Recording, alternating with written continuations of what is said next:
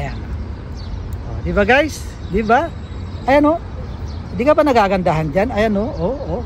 Grabe, ang ganda-ganda.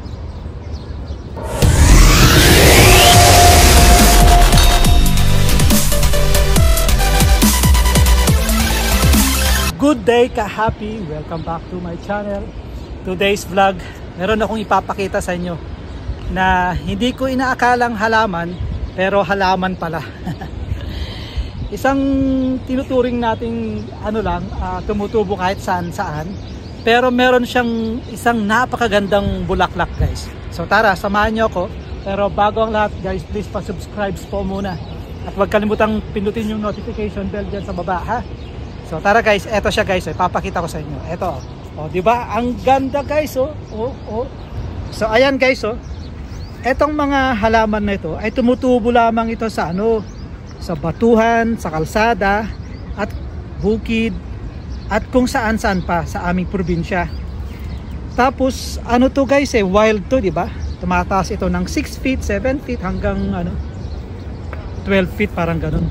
Pero ito pala, once na itinanim mo, inalagaan mo at lagi mong itinitrim, ganito lang siya kaliit. Tapos ganito siya kaganda, oh, di? Sino ang hindi nagagandahan diyan, di ba? Ayan oh, grabe ang ganda-ganda. Ang tawag namin ito guys sa aming probinsya ay marapaminta kasi may bunga siyang mga ganito oh.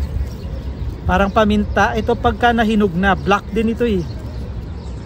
Ayan, kaya namin tinatawag na marapaminta. Ano ba tawag ninyo to sa probinsya nyo? Eto, meron pa rito eh. Oh, ayan oh.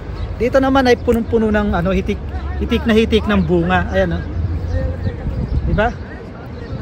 Ayan oh, hitik siya. Hitik na hitik ng bunga, napakarami. Ayan oh. Eto guys ay tinatawag nilang lantana camara.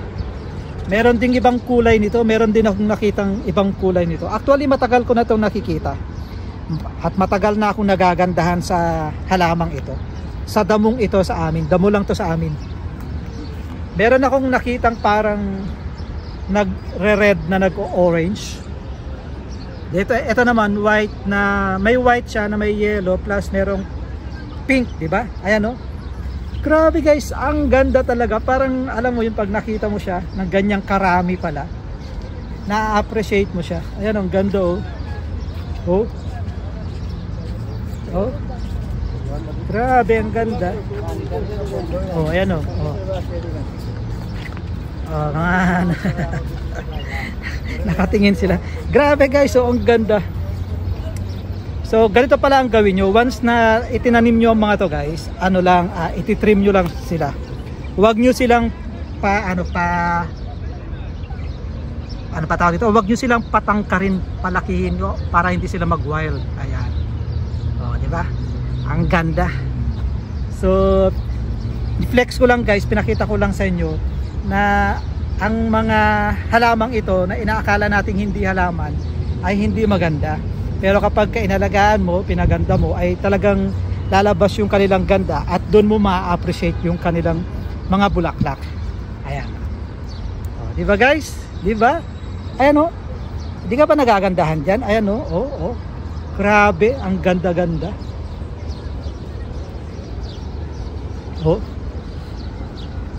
Wala akong nakikitang hinog na bunga eh. I mean hinog na buto. Buto to eh. Tapos yung amoy niya parang mint, meron siyang pagka-mint na may pagka-musky. So okay guys, maraming salamat sa pagsama nyo sa akin sa araw na ito. Please huwag kalimutang mag-subscribe at huwag kalimutang pindutin yung notification bell dyan sa baba para lagi kayong updated sa mga upcoming videos natin. So ayan guys, ingat kayo, have a good day and God bless.